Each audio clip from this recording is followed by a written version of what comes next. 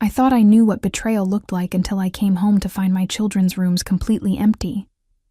Beds stripped, toys gone, photos removed like they never existed.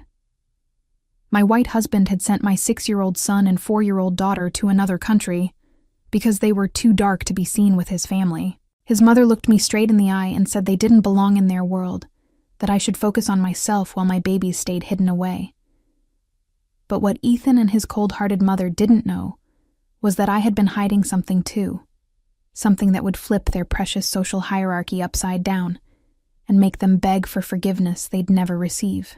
The woman they thought was beneath them was about to show them exactly who had the real power in this marriage. Some secrets don't just change the game, they destroy it completely. If you're watching this, hit subscribe and tell me where you're watching from. I want to know how far this story reaches. The morning sun streamed through the tall windows of our bedroom, casting golden light across the marble floors. I stood at my vanity, brushing my hair and watching Ethan in the mirror. He sat on the edge of our king-sized bed, scrolling through his phone with that serious look he always wore when checking the stock market. "Good morning," I said softly. He glanced up, gave me a quick smile, then returned to his screen. "Morning, Naomi." That was it.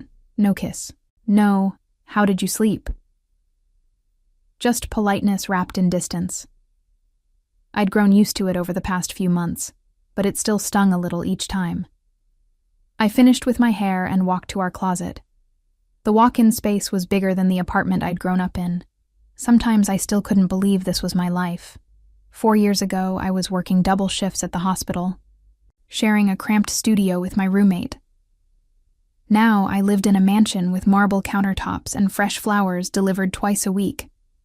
But as I pulled on my simple blue dress for work, I wondered if trading up had been worth it. "Mama? Mama!" Amara's voice rang through the hallway, followed by the sound of little feet running on hardwood.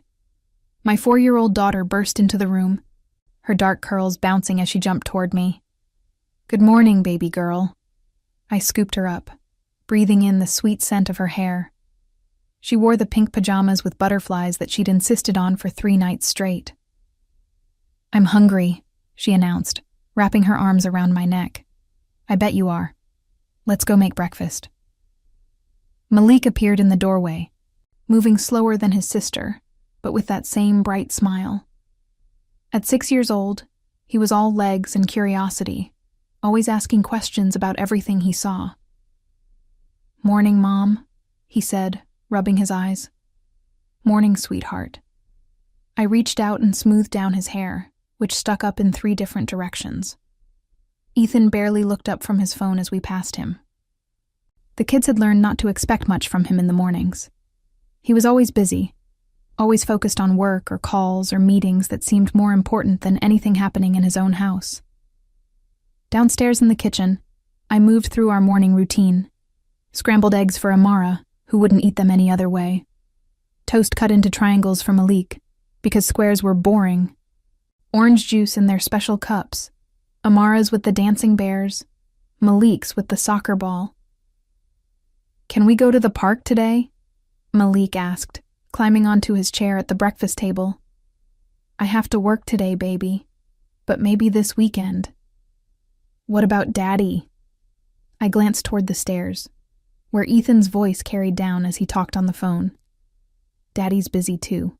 Amara stabbed at her eggs with her little fork. "Daddy's always busy." The words hit harder than they should have.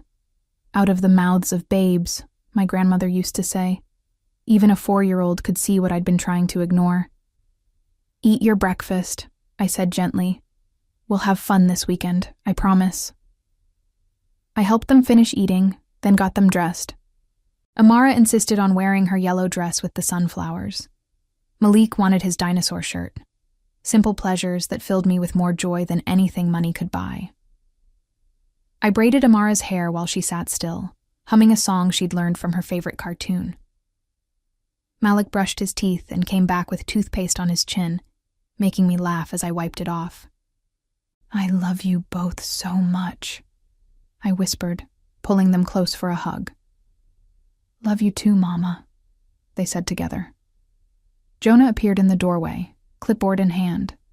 He worked as Ethan's assistant, but also helped coordinate things around the house.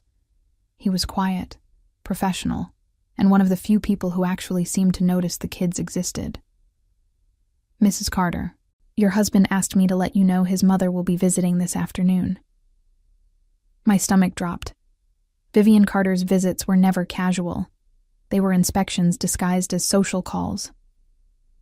"What time?" I asked, keeping my voice steady. "Around 3:00. I nodded. That meant I needed to make sure the house was perfect, dinner was planned, and the kids knew to stay quiet and out of the way. Vivian had made it clear from day one that children should be seen and not heard, and preferably not seen too much either. "Thank you, Jonah." He gave me a small smile and disappeared back down the hallway. I looked at my watch. I needed to leave for work in 20 minutes. The hospital where I worked as an administrative assistant wasn't far, but I liked to arrive early. It helped me feel prepared for whatever the day might bring. "Mama, are you sad?" Malik asked, studying my face with those serious brown eyes that missed nothing. "No, baby. I'm not sad." I knelt down to his level. "I'm just thinking about my day." "Grandma Vivian is coming, isn't she?" I was surprised he'd figured it out so quickly. "Yes, she is. Remember what we talked about?" "Be polite and quiet," he recited. "And stay in our rooms unless we're asked to come out." It broke my heart every time. These rules didn't exist when other people visited. Only when Vivian came around. Only when Ethan wanted to make sure his family looked a certain way. "Good boy." I kissed his forehead. "Mrs. Rosa will be here to watch you today." Mrs. Rosa was our housekeeper, a kind woman from El Salvador who genuinely cared about the children. She was one of the few bright spots in this big, cold house. I gathered my purse and work bag, checking to make sure I had everything. Keys, phone, the report I'd been working on for my supervisor. Normal things for a normal job that kept me grounded in the real world. Ethan finally came downstairs as I was getting ready to leave. He wore one of his expensive suits, the kind that cost more than some people made in a month. His blonde hair was perfectly styled, and he moved with the confidence of someone who'd never had to worry about money or fitting in, or whether people would accept him. "I'll be late tonight," he said, adjusting his tie in the hallway mirror. "The merger meeting is running longer than expected." "Okay, your mother is visiting this afternoon." "Good. She's been wanting to see how things are going." How things are going, like our marriage was a business he was managing instead of a life we were building together. I walked over to the kids, who were finishing their breakfast. "Mama has to go to work now." Amara held up her arms for a hug. I lifted her from her chair, squeezing her tight and kissing her cheek. She smelled like syrup and sunshine. "Be good for Mrs. Rosa," I told her. "I will." Malik hugged my waist. "Have a good day at work, Mom." "Thank you, sweetheart. I'll see you tonight." I looked at them one more time, memorizing their faces like I did every morning. Their beautiful brown skin that was just like mine. Their bright eyes full of trust and love. My babies. Ethan barely glanced up as I headed toward the garage. "See you tonight," he said, already back to scrolling through his phone. I drove to work through streets lined with perfect lawns and expensive cars. The hospital was in a different part of town, where people worried about paying bills and making ends meet, where I felt more at home than I did in my own house. The morning passed quickly. I answered phones, filed reports, helped coordinate patient transfers. Normal work that felt good because it helped people. My supervisor, Linda, praised the report I'd finished over the weekend. My coworker, Sarah, brought me coffee and asked about my kids. "They're growing so fast," I told her, showing pictures on my phone. Malik lost another tooth, and Amara learned to tie her shoes. "They're beautiful," Sarah said. "They look just like you." I smiled, but something twisted in my chest. Ethan never said they looked like me. In fact, he seemed to go out of his way to avoid mentioning their appearance at all. Around lunchtime, I got a text from my supervisor saying I could leave early due to a scheduling mix-up. Someone had called in sick, which meant less work to go around. I was grateful for the unexpected break. I drove home through quiet streets, thinking about how I'd spend the extra time. Maybe I could take the kids for a walk before Vivian arrived, or help them with a puzzle. Small moments that made everything else worthwhile. But when I pulled into our circular driveway, I noticed something was different. The house felt too quiet. Usually I could hear the kids playing in the backyard or laughing in the playroom. Today, there was nothing. I parked in the garage and walked through the mudroom into the kitchen. "Hello?" I called out. "I'm home early." No answer. I climbed the stairs, my heels clicking on the marble steps. Malik?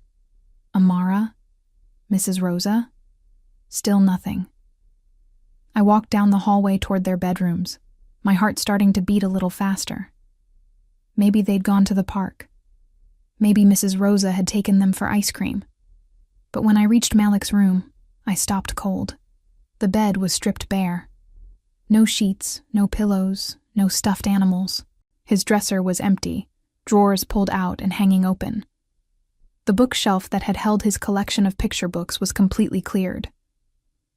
My hands started shaking.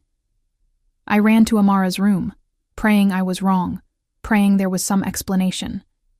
But her room was the same, empty, cleaned out, like no child had ever lived there at all. The walls where their artwork had hung were blank. The toy chest that had overflowed with dress-up clothes and building blocks was gone. Even the growth chart I'd drawn on Amara's closet door had been painted over. I stood in the middle of what used to be my daughter's room, my chest rising and falling rapidly.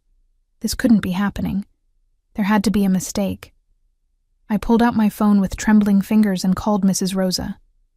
The call went straight to voicemail. I ran downstairs, checking every room. The playroom where they spent hours building with blocks. The sunroom where we read stories together. The kitchen where they ate breakfast just this morning. All traces of them were gone. I called Ethan, my heart pounding so hard I could barely breathe. It rang 4 times before he answered. "Naomi, I'm in a meeting." "Where are my children?" The words came out sharp and desperate.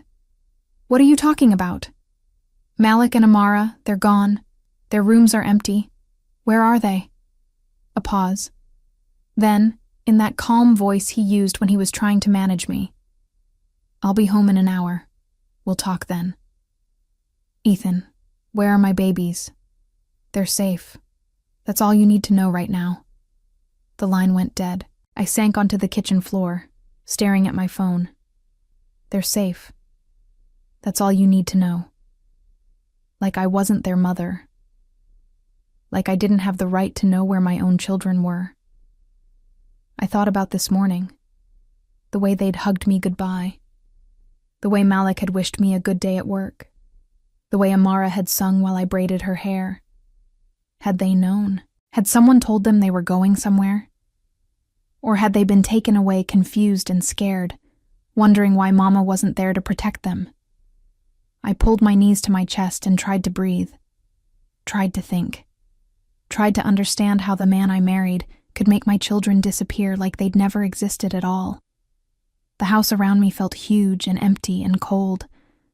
For the first time since I'd moved in, it felt exactly like what it was. A place where I didn't belong, with a man who saw me and my babies as problems to be solved instead of people to be loved. But I wasn't going to sit on this floor and fall apart. My children needed me to be strong. They needed me to find them and bring them home. I stood up, wiped my eyes, and started planning.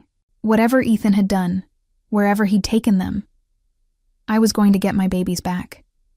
Even if it meant discovering things about my husband that I'd spent 4 years trying not to see.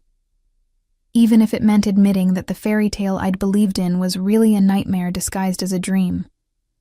My children were out there somewhere, and I was their mother. Nothing else mattered. Nothing else would ever matter again. An hour felt like a lifetime. I paced through the empty house, my footsteps echoing in rooms that suddenly felt too big and too quiet. Every few minutes I'd walk back upstairs to their bedrooms, hoping I'd imagined it all. Hoping to see Malik's dinosaur books back on the shelf or Amara's stuffed elephant on her bed. But the room stayed empty. I tried calling Mrs. Rosa again, still voicemail. I tried texting her. No response. When I heard Ethan's car in the driveway, I was waiting by the front door. He walked in like it was any other day, loosening his tie and setting down his briefcase. "Where are they?" I asked before he could say hello. He looked at me with those blue eyes that used to make me feel safe. Now they felt cold as winter. "Sit down, Naomi. Let's talk about this calmly." "I don't want to sit down. I want to know where my children are." "Our children," he corrected. "And they're somewhere safe where they can get the best care and education." My stomach dropped. What does that mean? He walked past me into the living room, sitting down on the white leather couch like we were having a normal conversation. "I've arranged for them to stay at a private estate in Switzerland. The best tutors, the finest accommodations. They'll have opportunities there that—" "You sent my babies to another country?" My voice cracked. "Without telling me?" I made a decision that was best for everyone. Best for everyone. I could barely breathe. "They're 4 and 6 years old, Ethan. They don't speak German or French. They don't know anyone there. They must be terrified. They have excellent caregivers, people who specialize in..." "In what? Taking care of children stolen from their mother?" His jaw tightened. "Don't be dramatic. This is temporary." "How temporary?" He was quiet for a long moment. Then, "That depends." "On what?" "On whether you're willing to understand why this was necessary." I sat down across from him, my legs suddenly too shaky to hold me up. "Explain it to me. Make me understand how sending my children away was necessary." He leaned forward, clasping his hands together. "Naomi, you know my family has certain expectations. Standards that have been maintained for generations." "What does that have to do with Malik and Amara?" "Everything." He stood up and walked to the window, looking out at the perfectly manicured lawn. "My mother has been concerned about how our family appears to our social circle. There are business relationships at stake, partnerships that could be affected if..." "If what?" He turned back to me. "If people see us with children who don't look like they belong." The words hit me like a physical blow. "Don't look like they belong?" "You know what I mean." "No, I don't. Explain it to me." His face flushed slightly. "They're beautiful children, Naomi, but they're darker than what people expect when they see me. It raises questions about our family that I don't want to answer right now." I stared at him. This man I'd married. This man I'd trusted with my heart and my children's lives. "You're ashamed of them," I whispered. "I'm protecting them. And us. This arrangement gives them a chance to grow up away from the scrutiny they'd face here." "Scrutiny from who?" "My business associates. My family. People who matter in our world." "People who matter more than your own children?" "That's not what I said." "It's exactly what you said." I stood up, anger replacing the fear in my chest. "You sent my babies away because they're too black for your white friends. Don't make this about race." "Then what is it about? Tell me one reason that isn't about the color of their skin." He was quiet again, and that silence told me everything I needed to know. "I want them back," I said. "Now. Today." "That's not possible." "Why not?" "Because the arrangements are already made. The legal paperwork is signed." My blood ran cold. "What legal paperwork?" "Temporary guardianship, while we work through some issues in our marriage." "What issues?" I didn't know we had any issues until I came home to find my children missing. "Naomi, Be reasonable. This is a difficult transition for everyone. Transition to what? Before he could answer, I heard the front door open. Vivian's voice echoed through the foyer. Ethan, I'm here. He straightened his shoulders. We'll continue this conversation later. No, we won't. We'll continue it right now, in front of your mother. Naomi. But I was already walking toward the foyer. Vivian stood there in her pearls and designer suit, looking around the house like she owned it. Which, in many ways, she did. Hello, Vivian, I said. She turned to me with that cool smile she always wore. Naomi, dear, how are you? I'm wondering where my children are. Her smile didn't waver. Oh, you mean the little ones? Ethan told me about the new arrangement. Such a wonderful opportunity for them. Wonderful for who? Ethan appeared beside me. Mother, let's go into the study. Nonsense, Vivian said. We can talk here. Naomi should hear this too, since it affects her. She walked into the living room and sat down in Ethan's chair like a queen taking her throne. The Swiss estate is quite lovely, she continued. The children will receive the finest education. Languages, music, proper etiquette.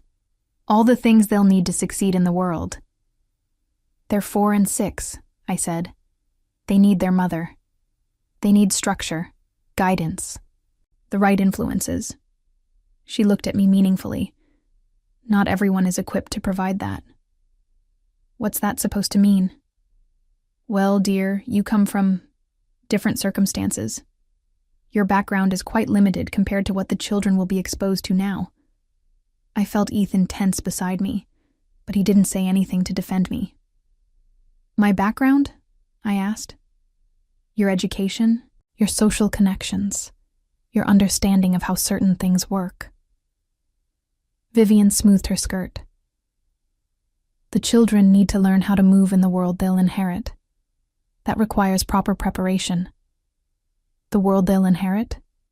They're not inheriting anything. They're children who want to play with blocks and read bedtime stories. They're Carter children. That comes with responsibilities you may not understand. I looked at Ethan. Are you going to let her talk about me like this? He cleared his throat. Mother, perhaps we should... Should what? Vivian interrupted. Be honest about the situation. Naomi, dear, this isn't personal, but the children's futures are at stake. They need to be prepared for the life they'll lead. What life? They're babies. They're the next generation of this family. They need to understand their place in it. Their place in it? Vivian stood up and walked to the mantel, where family photos used to include pictures of Malik and Amara. Those photos were gone now, I realized, replaced with older pictures that showed only Ethan and his parents. The Carter name opens doors, she said, but it also comes with expectations. The children need to learn how to meet those expectations. By being taken away from their mother, by learning how to present themselves appropriately. The room went quiet. I looked between Ethan and his mother, understanding finally settling over me like a heavy blanket. You think they're too dark, I said. I think they need guidance, Vivian replied carefully. You think they make your family look bad? I think they deserve every opportunity to succeed. In a world where they have to hide who they are, Ethan finally spoke up. That's enough. Is it? I turned to him. Is it enough? Or are we just getting started? He took my arm, his grip tight. Let's finish this conversation privately. But I pulled away. No. I want your mother to hear this too, since she seems to be involved in decisions about my children. Vivian raised an eyebrow. Naomi, I understand you're upset, but you must see that this arrangement benefits everyone. Everyone except Malik and Amara. The children will adapt. Children always do. They'll adapt to being abandoned by their father, to being told they're not good enough for their own family. They'll adapt to having opportunities you could never provide. The words hung in the air between us. Ethan didn't contradict her. He didn't tell her she was wrong or out of line. He just stood there, letting his mother speak for him. "I see," I said quietly. "I hope you do," Vivian said. "This is bigger than your hurt feelings. Dear, this is about the children's futures." She gathered her purse and headed for the door. "Ethan, call me tomorrow. We'll discuss the next steps." After she left, the house felt even quieter than before. I sat back down on the couch, trying to process what had just happened. "She planned this," I said. "She was involved in the discussion, yes. How long have you been planning this?" "A few weeks." "A few weeks." I looked at him. "So when I was braiding Amara's hair this morning, you already knew it might be the last time. I hoped you'd understand. When I hugged Malik goodbye, you knew he wouldn't be here when I got home. Naomi. And you let me leave for work thinking everything was normal." He sat down beside me, but I moved away. "This isn't permanent," he said. "If things change, if we can work through some issues, they could come back." "What issues?" "Your adjustment to our lifestyle. Your understanding of what's expected." "Expected by who?" "By my family, my business associates, the people in our social circle. People who don't want to see me with my own children. People who have certain preferences." I stood up and walked to the window where family photos used to sit on a small table. Those were gone too. "How long do I have to prove myself worthy of my own babies?" "It's not about proving anything." "Then what is it about?" He was quiet for a long time. Then, "Maybe it would be better if you focused on yourself for a while. Took some time to figure out what you want." "I want my children back." "I mean what you want for your future. Our future." I turned to look at him. "Are you asking me to choose between my children and my marriage?" "I'm asking you to trust that I know what's best for this family. This family doesn't exist without Malik and Amara. We could have other children someday. Children who would fit better with our lifestyle." The words felt like ice water in my veins. "Other children?" "When the time is right. When we're both ready. Children who look more like you mean. Children who would face fewer challenges in our world." I stared at him, seeing him clearly for maybe the first time since we'd met. This beautiful, charming man who'd swept me off my feet and made me believe in fairy tales. This man who just told me my babies weren't good enough for his world. "I'm going to bring them home," I said. "That's not your decision to make right now." "They're my children. They're our children. And I've made the decision that's best for everyone." "Including them?" "Especially them." I walked toward the stairs, needing to get away from him before I said something I couldn't take back. "Where are you going?" he called. "To pack." "Pack for what?" I stopped at the bottom of the staircase and looked back at him. "To go get my babies." "Naomi, you can't just... Watch me." I climbed the stairs to our bedroom, my mind already working through what I'd need. Passport, credit cards, phone numbers. I didn't know exactly where in Switzerland they'd been taken, but I'd figure it out. Behind me, I heard Ethan on the phone, his voice low and urgent. Probably calling his mother. Probably making plans to stop me. But he'd already made his biggest mistake. He'd shown me exactly who he was and what he valued. And it wasn't me. It wasn't our children. It was an image, a presentation, a version of his life that looked good to people who mattered more to him than his own family.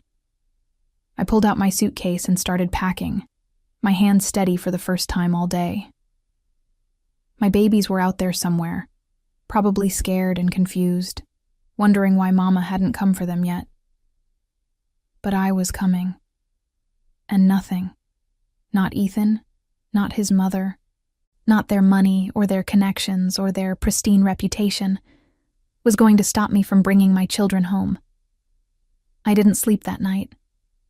I lay in our king-sized bed, staring at the ceiling while Ethan breathed quietly beside me. He'd tried to talk to me when he came upstairs, but I'd pretended to be asleep. I couldn't trust myself to speak without screaming. When the sun came up, I was already dressed and ready. I'd spent the dark hours making calls and searching the internet. The Swiss estate was real, a place called Chateau Belmont, about an hour from Geneva. A quick search showed it was used by wealthy families for educational retreats and cultural immersion programs. Fancy words for hiding children who didn't fit the right image. Ethan was still sleeping when I slipped out of the house.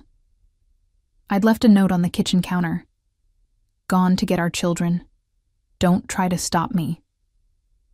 But first, I had a stop to make. Dr. Helen Moore lived in a small house near the university where she used to teach. She'd been my professor when I was working toward my degree in social work, back before I met Ethan, and my life took a completely different turn. She was also the only person who knew about the family documents I'd inherited from my grandmother and never bothered to look at. She answered the door in her bathrobe, her gray hair pinned up messily. "Naomi, what on earth are you doing here so early? I need your help," I said, and burst into tears. She pulled me inside and made tea while I told her everything. About coming home to empty rooms. About Ethan's excuses and his mother's cold explanations. About my babies being sent away because they were too dark for their father's world. Dr. Moore listened without interrupting, her kind eyes growing angrier with each detail. "That man," she said finally, "has just made the biggest mistake of his life. I need to get them back, but I don't have any legal power. Everything's in his name. The house, the cars, even my credit cards are connected to his accounts." "What about the documents your grandmother left you?" I shook my head. "Some old papers about our family history. Nothing that would help with this." "Naomi, honey, do you remember what I told you about those papers when you first brought them to me?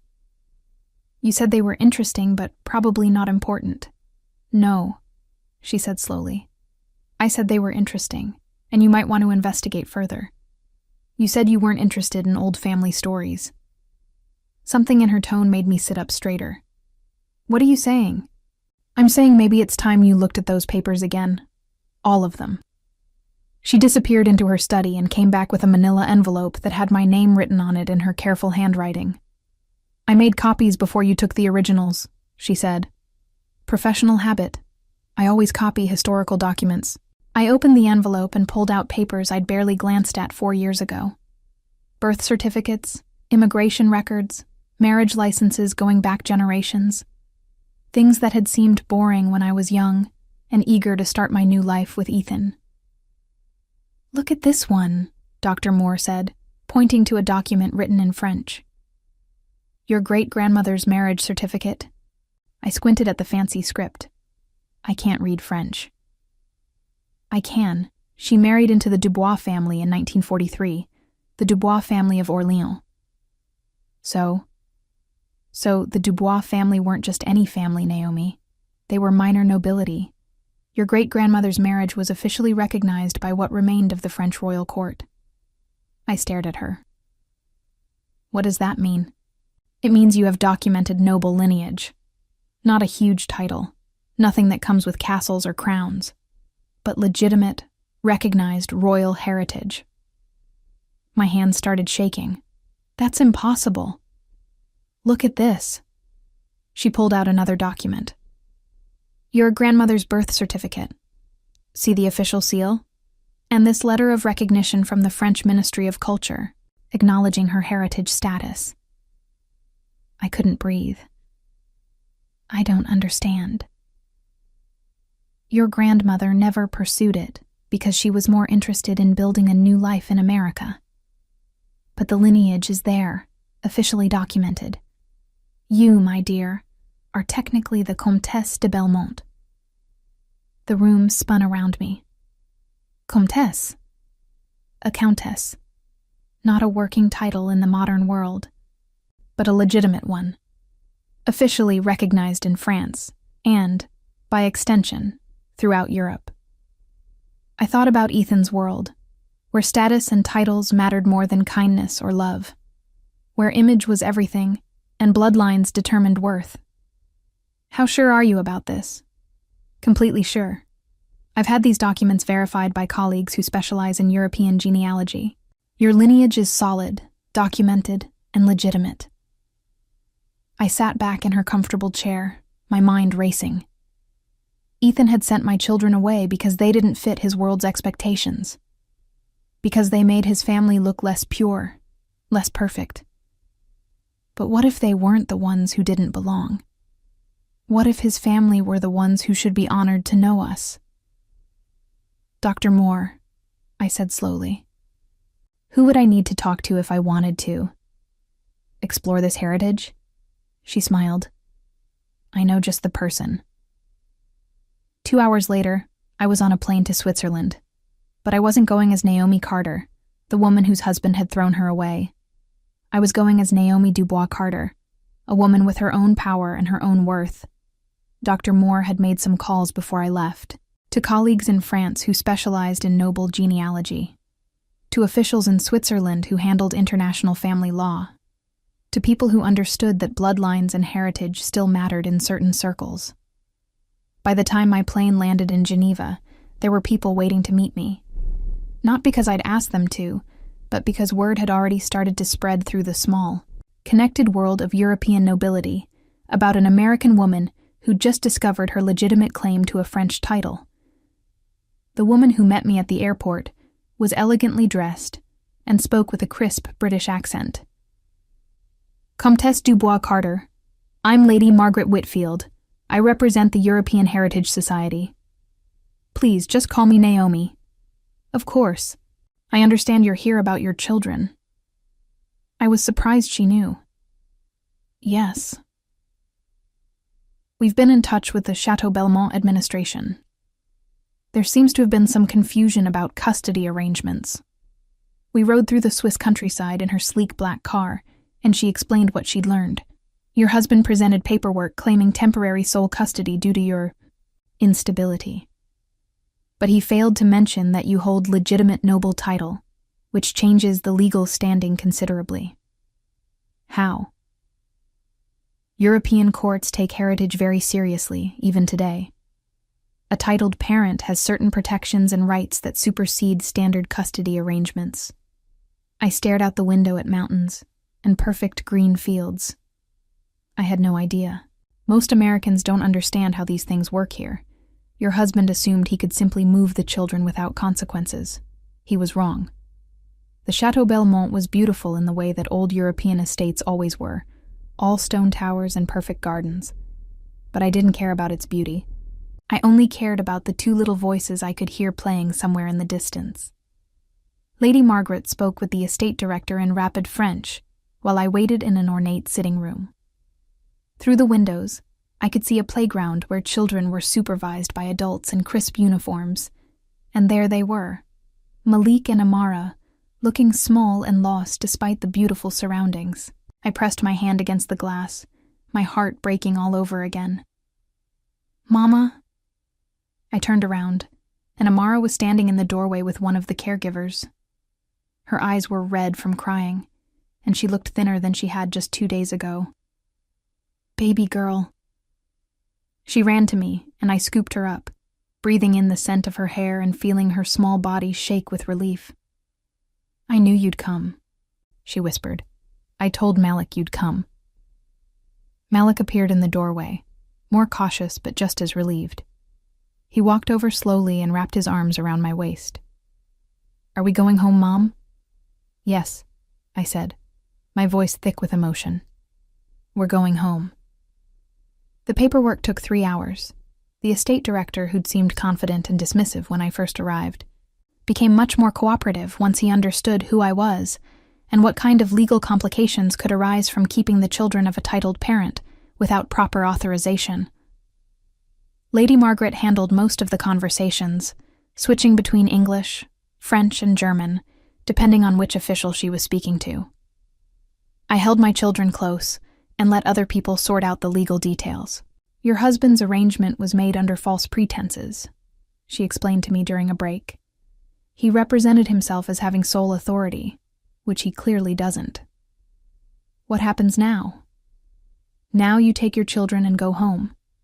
The estate will be providing documentation that the children were released to their titled parent, which protects them legally and makes it very difficult for your husband to claim they were taken without authorization. As we prepared to leave, the estate director approached me with an apologetic expression. Comtesse, I must apologize for the confusion. Had we known about your status from the beginning, it wouldn't have mattered, I said firmly. I'm their mother. That should have been enough. He nodded uncomfortably. Of course. Your car is waiting. The drive back to Geneva gave me time to hold my children and let them tell me about their 2 days away. They'd been confused but not mistreated, scared but not hurt. The caregivers had been kind, but they'd asked for Mama every hour. Daddy said it was just for a little while, Malik said quietly. Daddy said a lot of things that weren't true, I replied. Are you mad at Daddy? I thought about how to answer that. I'm disappointed in the choice he made, but I'm not mad anymore. I'm just happy to have you back. At the airport, Lady Margaret handed me an envelope. Documents confirming your heritage claim, along with contact information for legal representatives in the United States who specialize in international family law. Thank you, I said, for everything. Use this wisely, she said. Power like this comes with responsibilities. On the plane home, with Malik and Amara sleeping against my shoulders, I thought about what she'd meant. For the past 4 years, I'd tried to fit into Ethan's world by making myself smaller, by accepting that I wasn't good enough, educated enough, sophisticated enough. But I'd been looking at it all wrong. I didn't need to prove I belonged in his world. He needed to prove he belonged in mine. The flight seemed to take forever, but eventually we were landing in our home city. I'd texted Ethan from Geneva. I have the children. We'll be home tonight. He hadn't responded. The house was dark when we arrived. Ethan's car was in the driveway, but no lights were on. I carried sleeping Amara while Malik walked beside me, still holding my free hand tightly. Ethan was waiting in the living room, sitting in the same chair where his mother had explained why my children weren't good enough for their family. You can't just take them out of the country, he said. I didn't take them. I brought them home. There were legal arrangements. There were illegal arrangements made without the consent of both parents. He stood up, and I could see he was angry. Naomi, you don't understand the complications you've created. The only complication I've created is bringing my children back to their mother. My business associates, my family, they're asking questions about where the children went and why they came back. Let them ask. This affects my reputation. Good. He stared at me. What happened to you over there? I remembered who I am. I helped the children get ready for bed, reading them stories and tucking them into their own beds for the first time in 3 days. They fell asleep quickly, exhausted from travel but safe in their own rooms. When I came back downstairs, Ethan was on the phone in his study. I could hear him talking in a low, urgent voice about damage control and managing the situation. I walked into the kitchen and opened the envelope Lady Margaret had given me. Inside were copies of documents that proved what Dr. Moore had told me. Official seals, government letterhead, genealogical charts that traced my family line back centuries. I was looking at the papers when Ethan found me. We need to talk about boundaries, he said. You can't just... He stopped when he saw what I was holding. What's that? Proof. Proof of what? Proof that your mother was wrong about my background. I handed him one of the documents. He read it slowly, his face growing pale. This says you're the Comtesse de Belmont. Minor French nobility, but nobility nonetheless. He sank into one of the kitchen chairs. That's impossible. It's documented and verified. Your wife has a title, Ethan. Your children are the descendants of legitimate European nobility. The room was quiet except for the hum of the refrigerator and the sound of Ethan's breathing. "Why didn't you tell me?" he finally asked. "Because I didn't know. And because it shouldn't matter." "Of course it matters. My family, my business associates. They need to know." "No," I said quietly. "They don't need to know anything. Naomi, this changes everything. It changes nothing. Our children are the same children they were 3 days ago.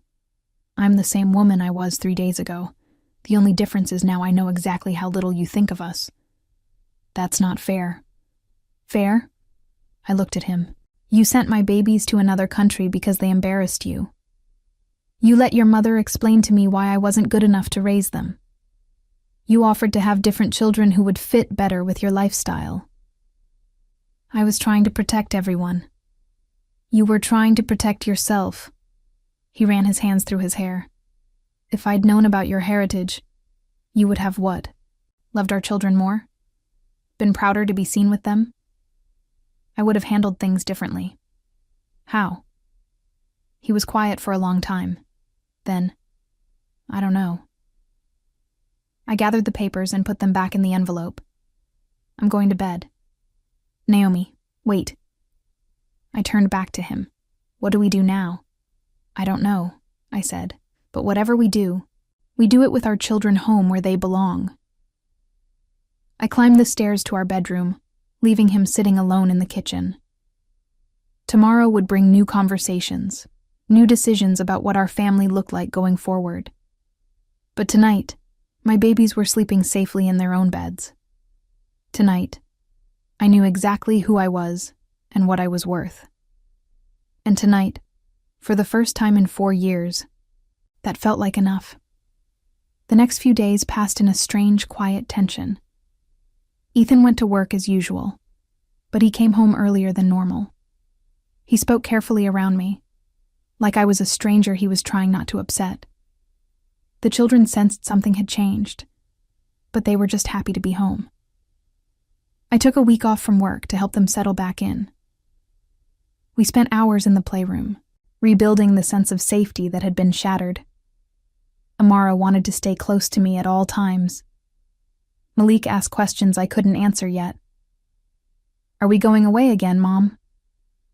"Not without me," I promised. "Never again without me." On Thursday afternoon, Vivian called to say she was coming over. I told Ethan she could come, but the children would be staying downstairs with us. No more hiding. No more pretending they didn't exist. She arrived at 3 o'clock, perfectly dressed as always. But something was different in the way she looked at me. Less dismissive. More careful. "Hello, Vivian," I said as she entered the living room. "Naomi?" She nodded politely. "Ethan tells me there have been some developments." Malik and Amara were coloring at the coffee table. They looked up when she spoke, but didn't run to greet her like they used to with other visitors. They'd learned to be cautious around her. "Yes," I said simply. "There have been." Ethan joined us, sitting beside me on the couch. It was the closest he'd been to me since Switzerland. Vivian took her usual chair, but she sat more stiffly than normal. "I understand there was some confusion about the children's placement." "There was no confusion," I said. "My children were taken from me without my consent." "Well, yes, but given the new information about your background, perhaps we need to reconsider the arrangements." I watched her struggle with the words. In her world, titles and bloodlines mattered more than character or love. Now that she knew I had both, she didn't know how to treat me. "The arrangements are already reconsidered," I said. "My children live here, with me." "Of course, but perhaps we could discuss how to present the family more appropriately now that we understand your heritage." "Present the family?" "Well, there are certain social obligations that come with noble lineage, certain events and connections that might benefit the children's futures." I looked at Malik and Amara, focused on their coloring books. The children are fine as they are. But surely you want them to understand their full heritage? Their father's family connections combined with your title could open extraordinary doors. Doors to what? The best schools, the right social circles, advantageous marriages when they're older. Ethan shifted beside me. Mother, maybe we should focus on the present. The present is shaped by proper planning for the future, Vivian said. Naomi, I hope you understand that my previous concerns were based on incomplete information. Your previous concerns were based on the color of my children's skin. The room went quiet. Malik looked up from his drawing, sensing the tension. Perhaps, Vivian said carefully, we could discuss this more privately. No, if it affects my children, they can hear it. Vivian glanced at Ethan, who said nothing. She cleared her throat. I may have misjudged the situation initially. You didn't misjudge anything. You saw exactly what you wanted to see. Well, yes, but now that we know about your legitimate claim to nobility, now that you know I have something you consider valuable. It's not about value. It's about understanding proper social positioning. I stood up and walked to where my children were coloring. Malik had drawn a house with stick figures in front.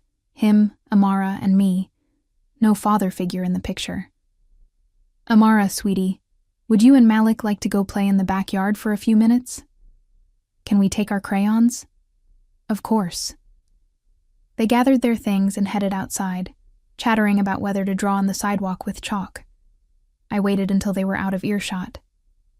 Let me be very clear, I said, turning back to Vivian. My children's worth doesn't depend on my title. It never did. They were valuable and deserving of love and respect when you thought I was just a poor black woman, and they're valuable and deserving of love and respect now.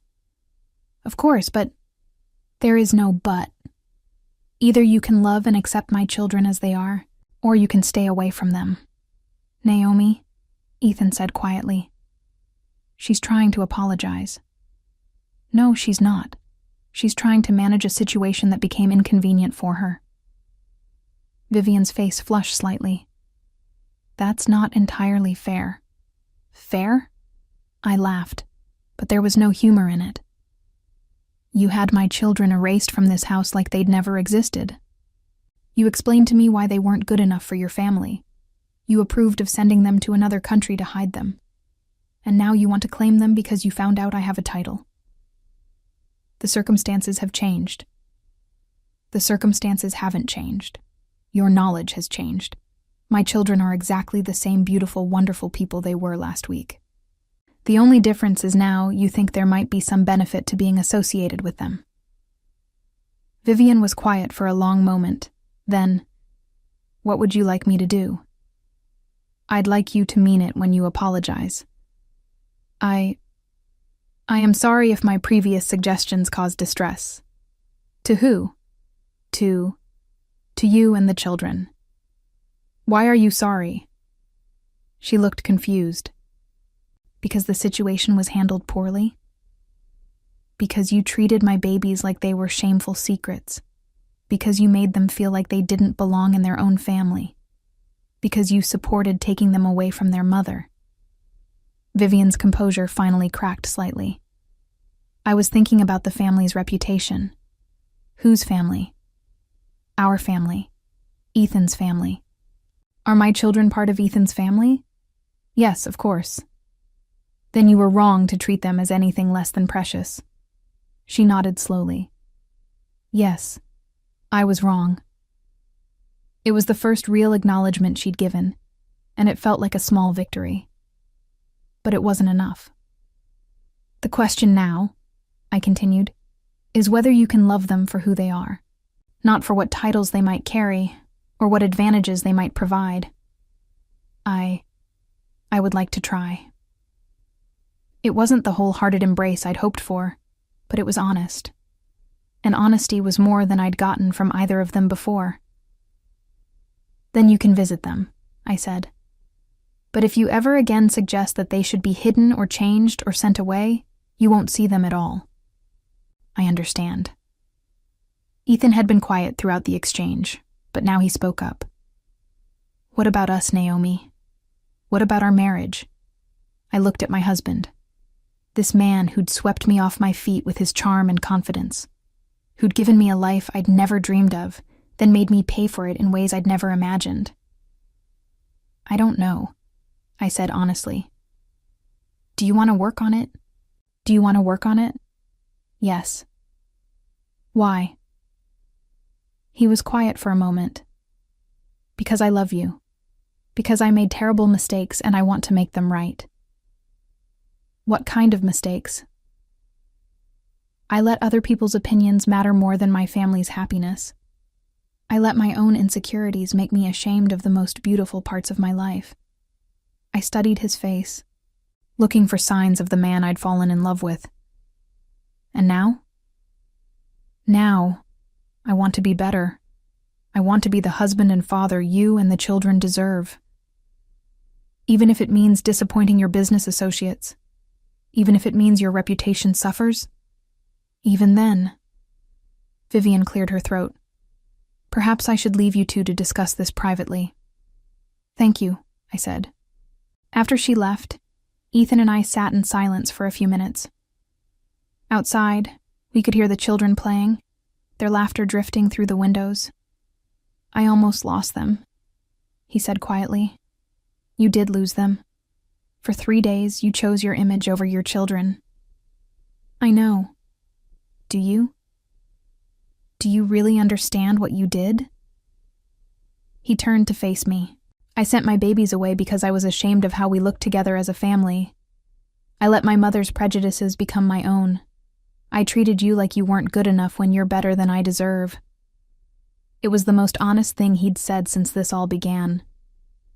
"And now?" I asked. "Now I want to spend the rest of my life making up for it." "How?" "However you'll let me. Therapy, couples counseling, whatever it takes." I thought about it. "I want you to resign from any organization or club that wouldn't welcome our children."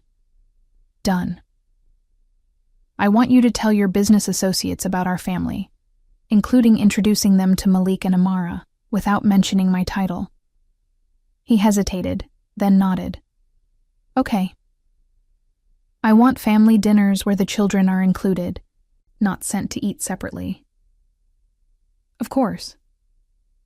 "And I want you to understand that if you ever suggest that our children are anything less than perfect exactly as they are, I will take them and leave, and you'll never see any of us again."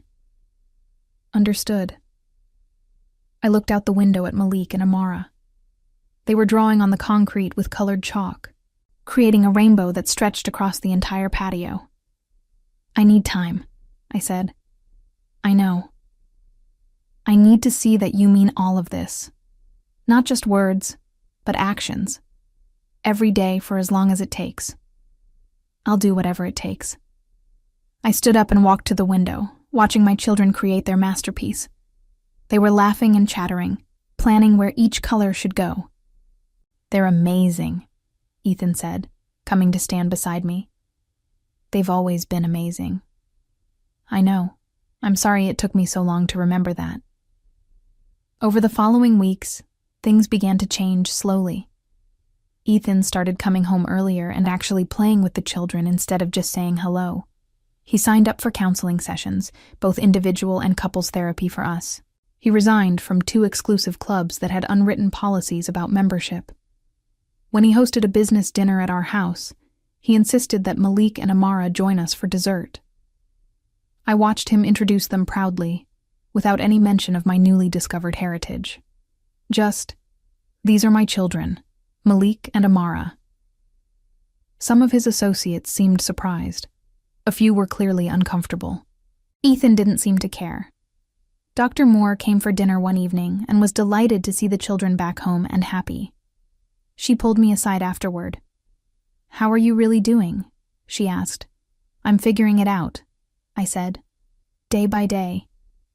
"And the title? Are you going to pursue any official recognition?" I thought about it. "Maybe someday. Right now, It feels more important to just be a good mother. You can be both, you know. I know. But for now, this is enough. 3 months later, Ethan and I were having our weekly therapy session when Dr. Martinez asked us about our goals for the future. I want my children to grow up knowing they're loved unconditionally, I said. I want them to never doubt their worth or their place in this family. And you, Ethan? I want to be the father they deserve, the husband Naomi deserves. I want to make sure they never again feel like they have to hide or change who they are to be loved. What does that look like practically? It looks like family vacations where we're all together, he said. It looks like school events where I'm proud to be seen with them. It looks like teaching them about both sides of their heritage, my family's business success and Naomi's noble lineage. I was surprised by the last part. You want to tell them about the title? When they're old enough to understand it, not because it makes them more valuable, but because it's part of their story, part of who they are. That evening, as I tucked the children into bed, Malik asked me a question that had been coming for weeks. Mom, are you and Daddy okay now? I sat on the edge of his bed, choosing my words carefully. Daddy made some mistakes that hurt our family. He's working very hard to fix those mistakes. Are you still sad? Sometimes, but I'm also proud. Proud of what? Proud of you and Amara for being so brave when you were scared. Proud of myself for fighting to bring you home. And proud of Daddy for working to be better. I love you, Mom. I love you too, sweetheart. So very much. In Amara's room, she was already half asleep, but she reached for my hand as I sat beside her. Mama, yes, baby girl? Are we going to stay here now, in our house? We're going to stay together, I promised. Whether that's here or somewhere else, we'll be together. Good, she murmured, drifting off to sleep. That night, as I got ready for bed, I looked at myself in the mirror. 4 months ago, I would have seen a woman trying desperately to fit into a world that didn't want her. Tonight, I saw someone different. I saw a mother who'd traveled to another country to bring her children home. A woman who'd discovered strength she didn't know she had. Someone who'd learned that her worth wasn't determined by other people's acceptance, but by her own knowledge of who she was. Ethan appeared in the doorway behind me. Can I ask you something? Sure. Do you think you'll ever forgive me completely? I turned to face him. I think forgiveness is something that happens over time, with consistent action. Ask me again in a year. Fair enough. He paused. I love you, Naomi. I love our family. All of it. Exactly as it is. I love you too, I said. But love isn't enough by itself. Love has to be backed up by choices, every single day. I understand. 6 months later, we were at Malik's school for his first grade play. He was playing a tree in the forest scene, standing perfectly still with his arms stretched out like branches. Amara sat between Ethan and me, whispering commentary about every character. After the show, as we walked to the car, I noticed how many other families looked like ours. Mixed race, blended, beautifully complicated. In this world, among these people, we fit perfectly.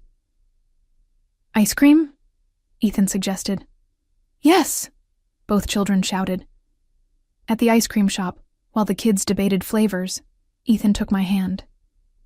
Thank you, he said quietly. For what? For giving me the chance to earn back what I almost threw away. You're welcome. And for showing me what real strength looks like. I squeezed his hand. We're still figuring it out.